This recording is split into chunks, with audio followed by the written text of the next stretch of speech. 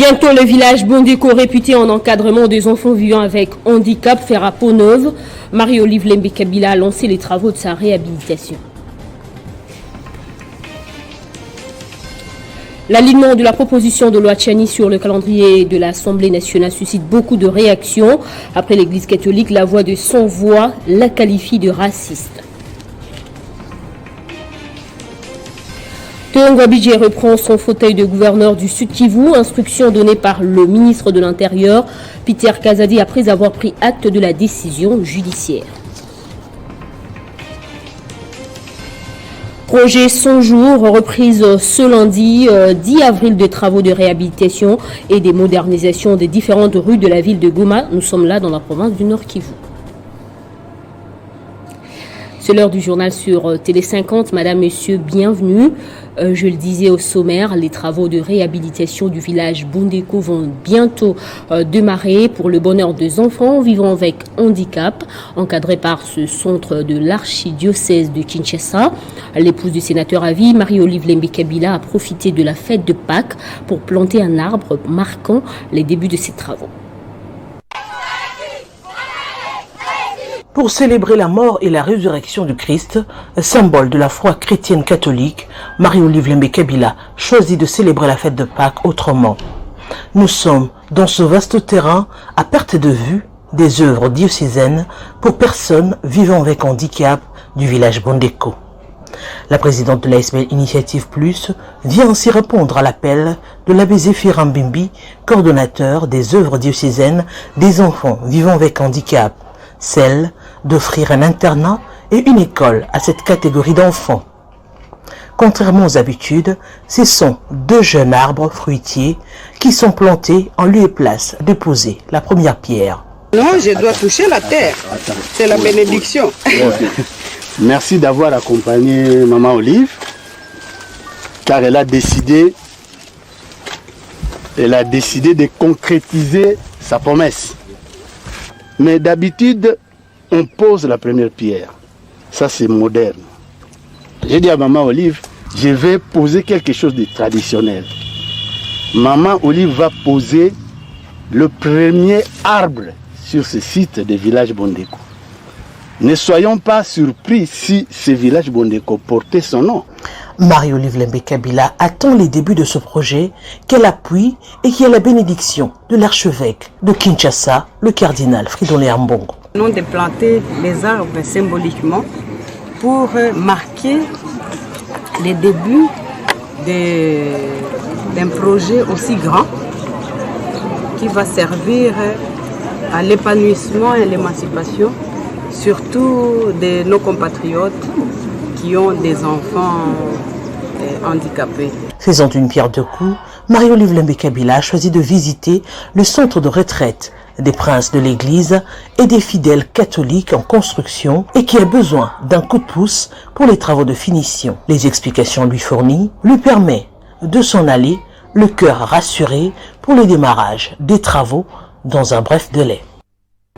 Après l'Église catholique et les autres forces vives, c'est au tour de l'ONG de défense des droits de l'homme, la Voix des Sans-Voix, de monter au créneau pour dénoncer l'alignement de la proposition de loi Tchani à la Chambre basse du Parlement. La Voix des Sans-Voix qualifie la proposition de loi sur la congolité de raciste. Pour cette ONG, l'Assemblée nationale devrait surseoir l'examen de cette loi dans l'intérêt de la préservation de l'unité nationale. Après la MONUSCO, l'Organisation des Nations Unies, cette fois-ci c'est l'ONG Voix des Sans-Voix, DOC les tons, sur la loi Tchani, dite loi sur la congolité. Pour la VSV, la proposition de loi sur la nationalité congolaise initiée par Noël Tchani, soutenue par les députés nationaux Singi Pouloulou, pourrait être à la base des conflits dans le contexte actuel.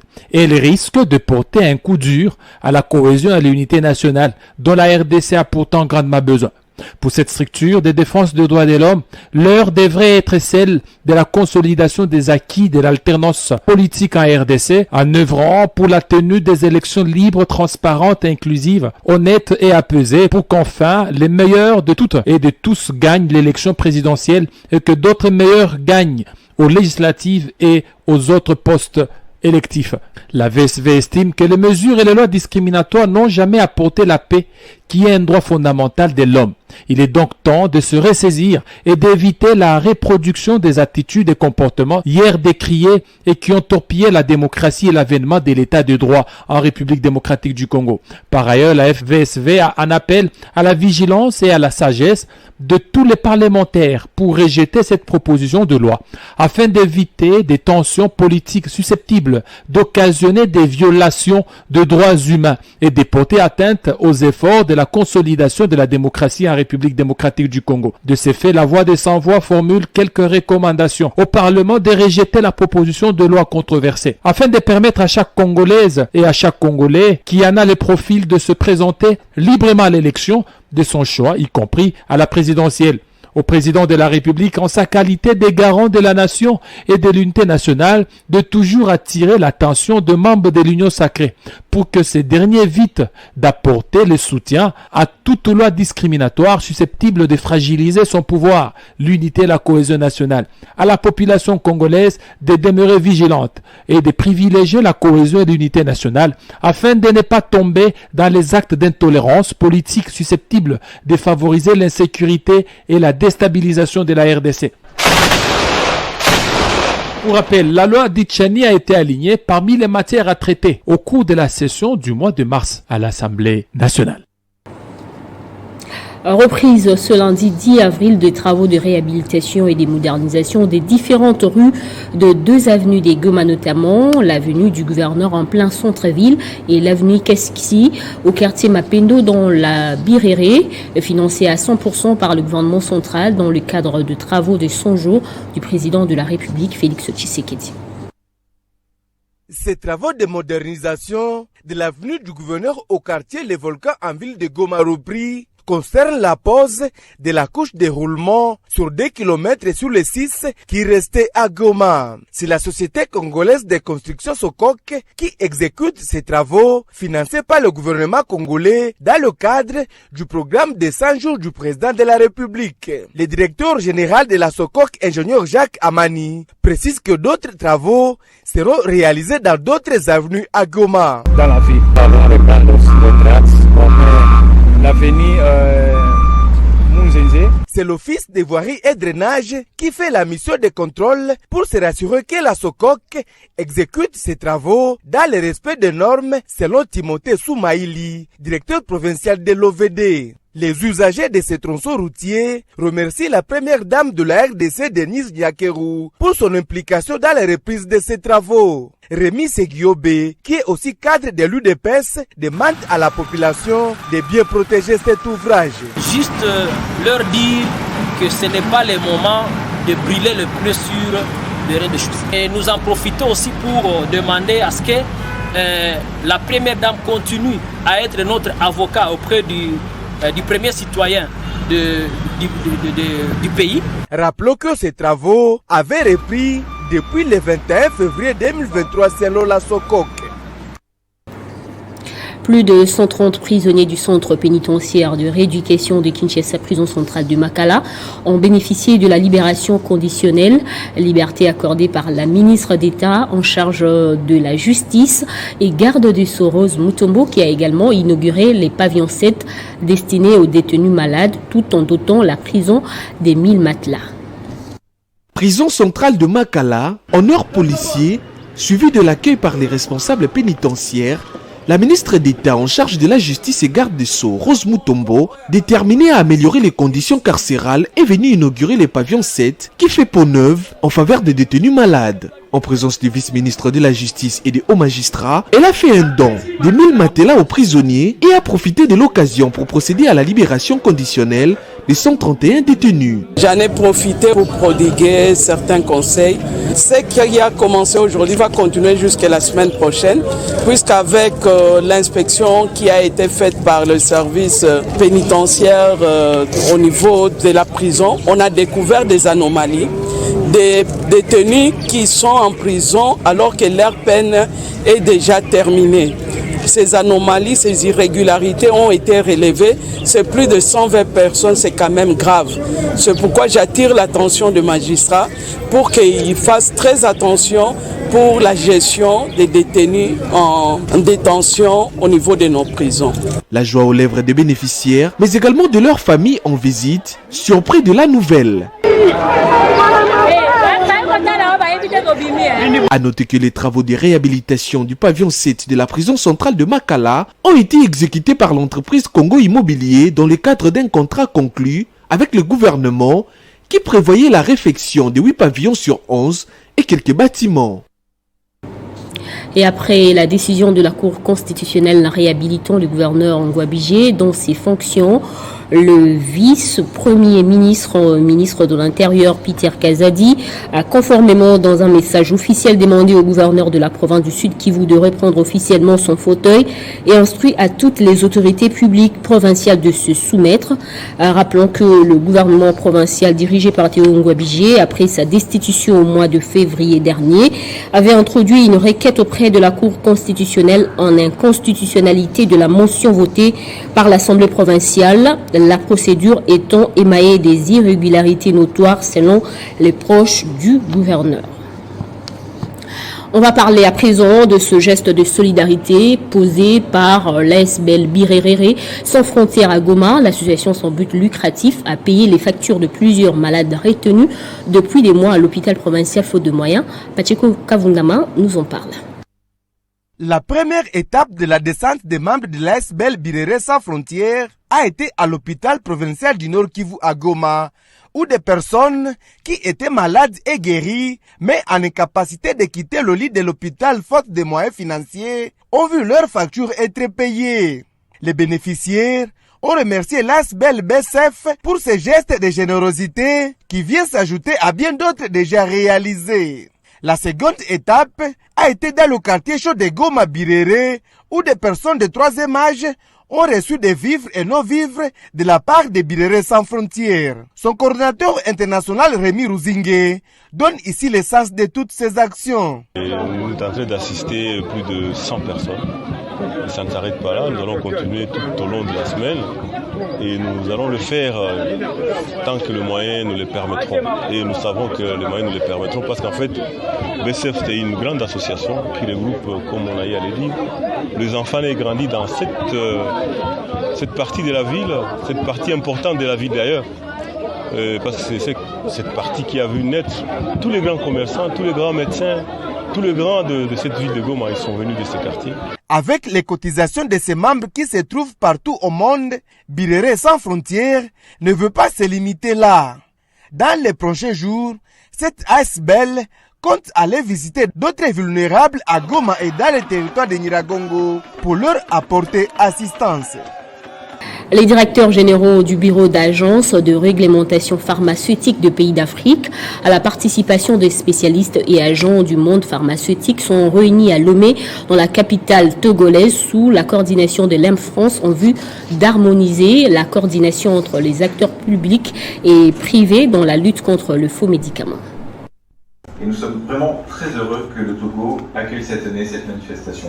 C'est dans un environnement de la déontologie de pratiques professionnelles de l'industrie pharmaceutique mise au mal par la prolifération de médicaments falsifiés et la qualité inférieure de produits qui s'est tenue à Lomé au Togo la réunion de directeurs généraux du bureau d'agence de réglementation pharmaceutique du pays d'Afrique à la participation de spécialistes et agents du monde pharmaceutique en vue d'harmoniser la coordination entre les acteurs publics et privés dans la lutte contre le faux médicament. Les retombées de cette initiative sont en fait prises en compte dans différentes rencontres internationales. Les leçons apprises à travers la crise de la Covid nous ont montré que nous sommes dépendants d'autres pays pour importer les médicaments. Le représentant de la RDC à Lomé et directeur général d'Acorep, Christian Toumba, a exposé sur la thématique de comment garantir la mise en œuvre de l'harmonisation de la réglementation pharmaceutique. L'harmonisation de la réglementation, c'est très important parce que nos structures, que ce soit pour ceux qui sont encore au niveau des DPM ou ceux qui sont arrivés au niveau des agences. Signalons que cette rencontre visait l'harmonisation de la réglementation pharmaceutique de l'Afrique de l'Ouest et l'Afrique centrale et la lutte contre la falsification de médicaments et produits sous standard. Le prochain rendez-vous est prévu pour l'année prochaine dans une capitale francophone. Une communion attrayante entre Didier Manzenga et la population du Kwilu au stade Kisaluna Ntwala Kutuba Nanima, précisément à Massimanimba dans le Kwilu. Ce voyage intervient après la signature de la charte de l'Union sacrée de la Nation et c'est dans cette optique que le ministre du Tourisme est allé sensibiliser la population kwiloise sur le bien fondé de cette dernière. Il a quitté ce bureau du ministère du Tourisme à Kinshasa pour communier utilement avec la population de cette contrée, accompagné de sa chère épouse Richesse Mukanzu. Didier Mazenga est accueilli en pompe à la barrière de Massamuna par le commandant de la PNC et une foule immense porteuse des drapeaux du PALU, de l'UDPS, CRD, CNC et autres partis de l'UCN et membres de la société civile. Joyeux et impressionné de la qualité de l'accueil, il était appelé pour livrer ainsi la quintessence de son message. Le chef de l'État fait confiance à la population de Massimanimba, raison pour laquelle il a reconduit les fils et filles de ce territoire. Pour bâtir notre pays, nous sommes tous appelés à se joindre à la vision du chef de l'État pour le développement de notre cher et beau pays. Voilà qui justifie notre présence à la signature de la charte de l'Union sacrée de la Nation. Je vous remercie sincèrement de l'accueil chaleureux. L'homme a profité de cette occasion pour donner des explications claires à la base du Kwilu sur la nécessité et les contours positifs ayant émaillé la récente signature du PALU, dont la charte de l'Union sacrée de la Nation. Il a fait savoir qu'il était mandaté par le PALU via le SGCP, Willy Makiashi, pour opposer sa signature dans cette charte les jeudis 6 avril 2023. Et sous l'impulsion du ministre national des Finances Nicolas Kazadi qui vise la maximisation de recettes par les régies financières, le directeur général de la DGRAD, Jean-Parfait Ntabala, séjourne à Kisangani. Objectif, renforcer les capacités des agents.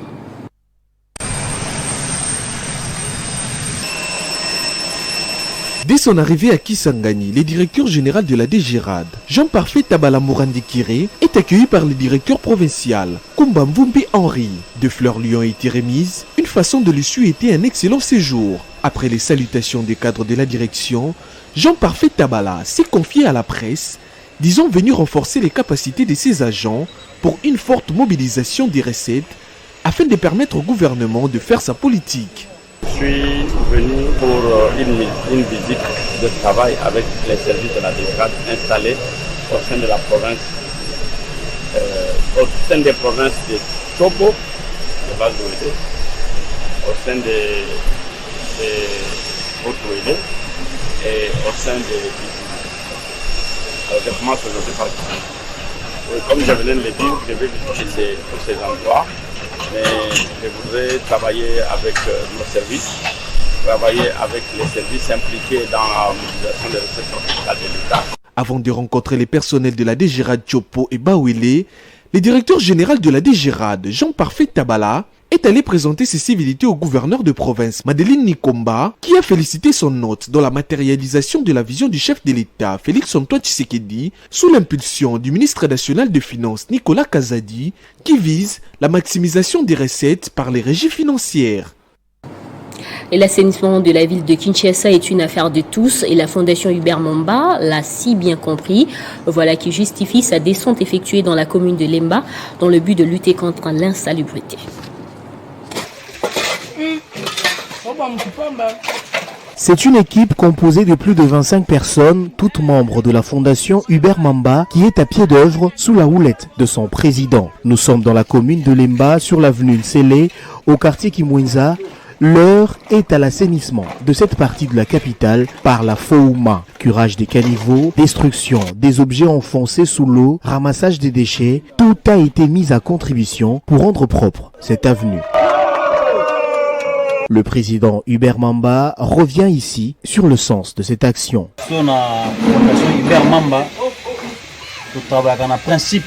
Au sein de la fondation Hubert Mamba, nous sommes attachés aux principes. Lorsque nous disons quelque chose, nous faisons tout pour la respecter. Il vous souviendra que la semaine passée, j'étais passé par ici pour visiter personnellement les différentes avenues. et nous avons estimé qu'il était nécessaire de les rendre propres. Voilà pourquoi nous nous sommes mis aujourd'hui à pied d'œuvre. Pour assainir le quartier Nabiso avec Nabiso, de telle sorte que ceux qui ont les bâtiments et les cas, Bandako et Dinda, Tendozo Dinda. À en croire Hubert Mamba, la FOUMA entend poursuivre avec ces genres d'actions dans d'autres communes de la capitale.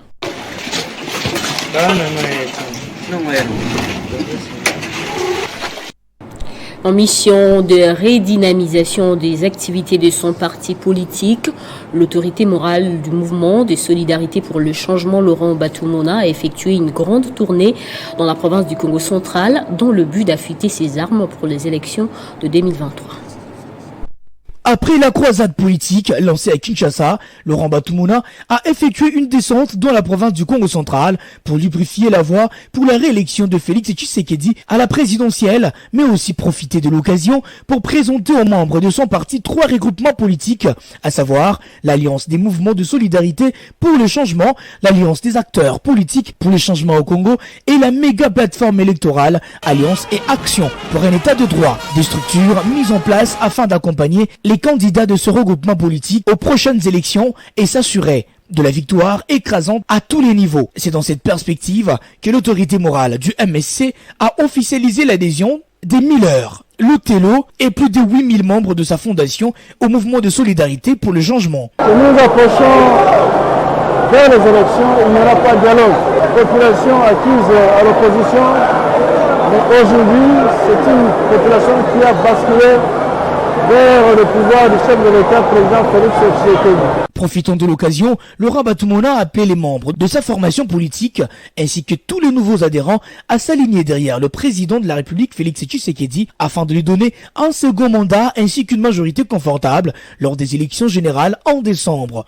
Au cours de différentes rencontres qu'il a eues dans le cadre de cette tournée, notamment à Lukala, Kimpese et Matadi, Boma et Mwanda, l'autorité morale du MSC a appelé à l'activisme de tous pour la réélection de Félix Tshisekedi et la victoire des candidats de toutes les structures du MSC, car a-t-il martelé, il n'y aura ni dialogue, ni glissement.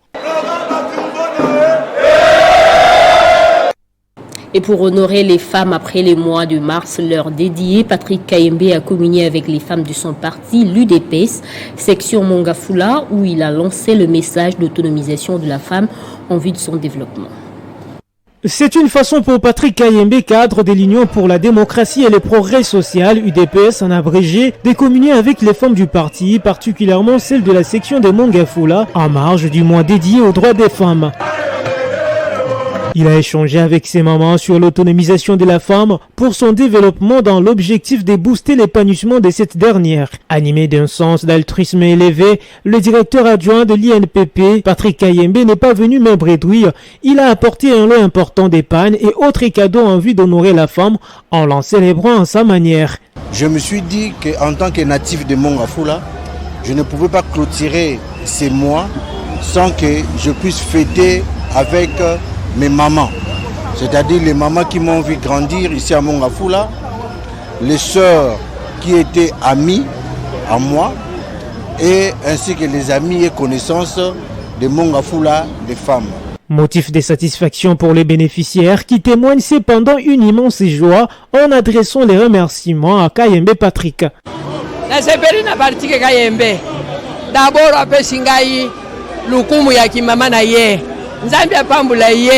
Signalons qu'à cette occasion, Patrick Kayembe a également martelé sur le rôle et l'importance de la femme dans la société en vue de contribuer au développement de la RDC. En dehors de nos frontières, les grandes manœuvres chinoises d'encerclement se sont poursuivies ce lundi dans les détroits de Taïwan. Au plus fort de l'action, les autorités de l'île ont dit avoir détecté 11 navires de guerre et 59 aéronefs chinois autour de Taïwan.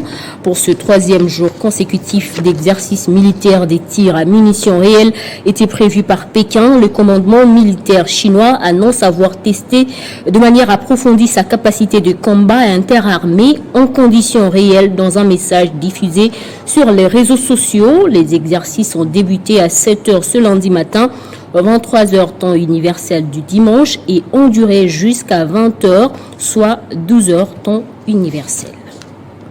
Ce journal est terminé, mais on prend d'abord les rappels des titres.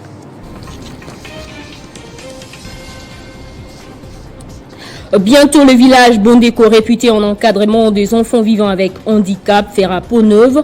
Marie-Olive Lembe Kabila a lancé les travaux de sa réhabilitation. L'alignement de la proposition de loi Tchani sur le calendrier de l'Assemblée nationale suscite beaucoup de réactions. Après l'Église catholique, la voix des sans-voix la qualifie de raciste.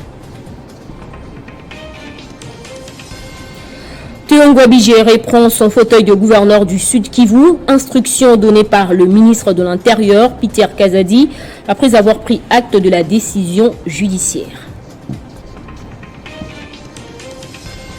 Projet 100 jours, reprise ce lundi 10 avril des travaux de réhabilitation et de modernisation des différentes rues de la ville de Goma dans la province du Nord Kivu. Merci de votre fidélité à votre chaîne. Restez informés sur l'espace 50 sur Banamboka Congo via YouTube.